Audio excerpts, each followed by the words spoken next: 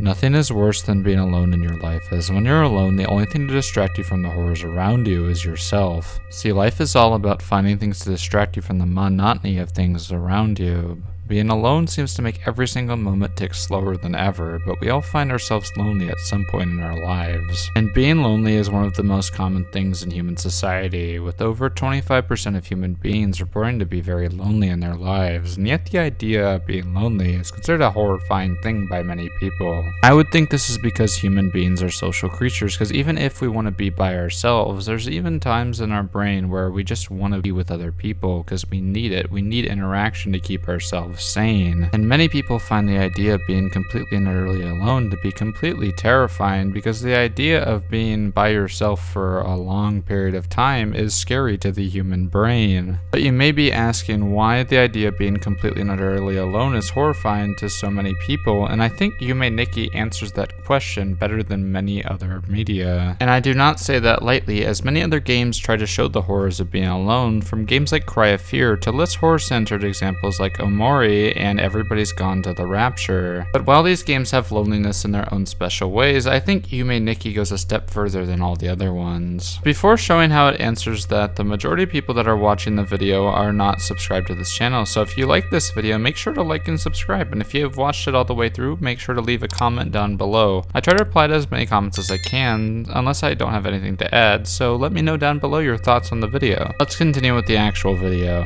Yume Nikki is a 2004 Japanese game which translates to in English Dream Journal, which was developed by a mostly unknown developer recognized as Kikiyama. And it follows a young woman named Madsuki, as in her small apartment she locks herself inside, allowing herself to explore her dreams every single night, with each one being completely different than the other one. Each one of these dreams is accessible from a door in her room at night, which leads to many other doors, each one with a different world inside of it, which is of course supposed to be a different dream for you to explore each and every single day. And in there is 12 doors, each one leading to 12 completely different worlds that have completely different locations in each one of them, and there's also 31 deeper locations hidden within all the other worlds as well for you to explore. Some are normal, some are weird, and some are just downright disturbing. The way Kikiyama is able to build these worlds is nothing short of spectacular, as they're able to build the worlds with only music and visuals. Not a word of dialogue is spoken throughout the entire game. And the only common denominator between all these worlds is of course Madsuki herself, as she goes in between the worlds, some symbolizing normal dreams and then some symbolizing her own horrible nightmares, which is where the horror aspect of the game generally comes from, as the nightmares themselves are very, very creepy to explore. But would I necessarily label this game as a horror game? No.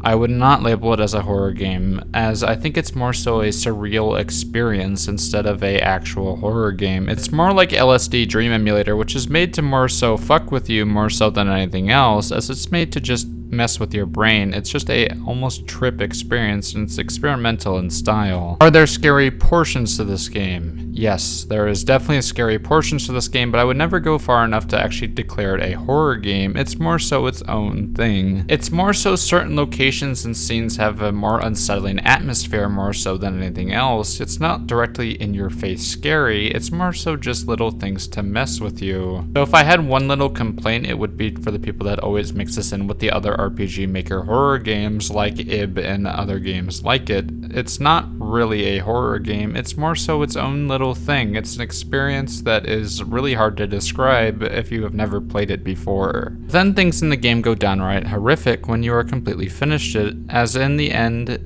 she decides to end it all, which just completely catches you off guard, as while watching you don't realize that she is indeed trying to find anything to enjoy inside of her dreams. This ending to the game perfectly encapsulates the horror of the situation Madsuki finds herself in. See, the game is actually about being a shut-in and the effects it has on your mind and body. We are seeing Madsuki go through these dreams day by day, as they are the only things that she has left, but it gives glimpses into what her life is really like. Almost everything she runs into in the world she's exploring the horrible monstrosities of the human form. From faceless men to bird women, every single thing she is surrounded by is a monstrosity of some kind, and none of them ever interact with her in a way as when you try to talk to them, nothing happens. Or sometimes they might even be downright hostile towards you, almost like you are public enemy number one inside of these worlds, like you don't belong. Every time she tries to speak with them, nothing ever happens. Silence. No matter how hard she tries, even when she is surrounded by humanoid creatures, she is forever left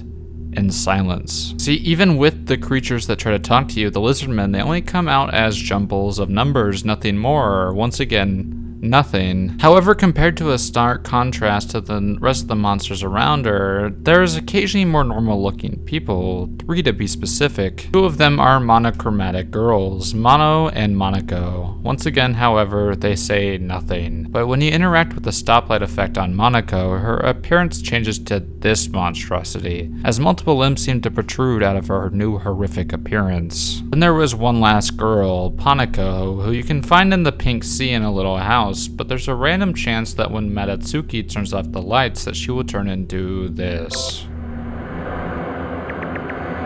I think there's something way more going on in this game than meets the eye, as while playing the game you start to realize just how this game depicts how horrifying loneliness can be. For example, from the very beginning we realize that Madatsuki is a shut-in, someone who has been dealt just so many bad cards in their life that they feel their only option in their life is to lock themselves inside their room, as they feel the only option in their lives is to just not interact with a single person around them. So as a last minute option, they make it so they will never interact with another person for as long as they don't leave the place. And this is usually caused by someone's some sort of inner trauma, which causes this feeling that the only way to fix their issues would be to keep themselves away from everybody else. And I think we see many cases of this possible trauma throughout the game, as we see hints of things that cause Madatsuki to shut herself out from the outside world. I think one of the things that caused her trauma would be the figures that appear more humanoid than anything else. I think that many of the creatures represent the horrific things that happen in her life in her dreams. I think her dreams are sort of a way of her coping for her past trauma, as we see many of things that definitely represent things that happened in the past. For example, I think the bird girls represent bullies from her school, as they chase her around the whole world when they are enraged and have the appearance of teenage girls despite being extremely distorted. I think this is a thing that we see with many people that are just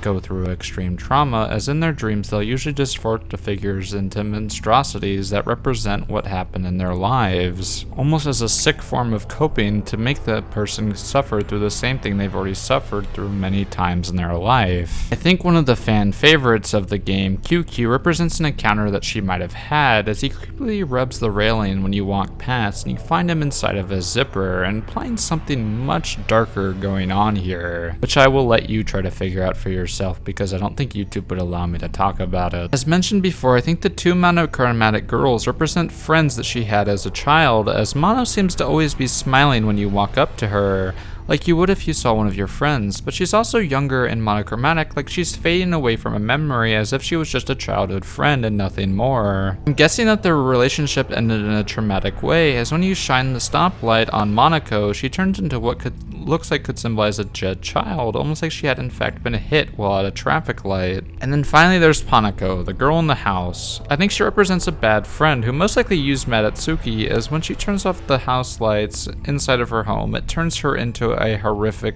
beast, almost like an abusive or toxic friend. And I think a lot of the other creatures seem to represent the people she sees throughout her daily lives, going through their own lives as they act like she doesn't even exist, as everyone is going through their own personal problems. So the faceless men I think just represent passerbys, an average everyday person, while the lizard men represent the passerby that try to have small talk with Madatsuki, but she doesn't really care. She's going through her own issues, so to her ears the small talks by the passerby just seems to be a useless jumble to her. And when you get to the point where no one really wants to interact with you, and the ones that do want to interact with you, you don't really care about whatsoever, the only option might feel like to cut everyone off and become a shut-in. Because of that, unfortunately, the ending is unfortunately and horrifically predictable, as when you lock yourself in, those feelings will only get worse, as when you are alone, you are trapped with someone who can tear you down way worse than any other single person can do.